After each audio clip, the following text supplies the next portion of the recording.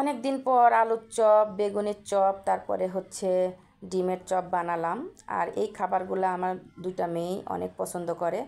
রোজার মাসে যেহেতু সবসময় আমরা এগুলা বানিয়ে খাই, আর এমনি সময় বানালে রোজা রোজা ভাব একটা লাগে।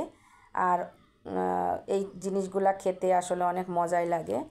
আর কারা কারা এরকম হচ্ছে এই চপ খেতে পছন্দ করেন কমেন্টস করে জানাবেন।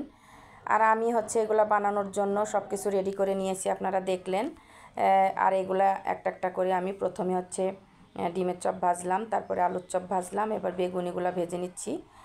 আর দোকানের মতো করে আমরা ভাজতে পারি না যেহেতু, তারপরেও আমাদের ঘরোয়াভাবে যেভাবে আমরা এগুলো ভাজি সেগুলো আসলে অনেক মজাই লাগে, কিন্তু দোকানেরগুলো এর তেমন মজা লাগে না। আর অনেক টেস্ট হয়েছে খেতে। আর ভিডিওটা কেমন লাগলো অবশ্যই সবাই কমেন্টস করে জানাবেন, আর লাইক কমেন্টস করে পাশে থাকবেন।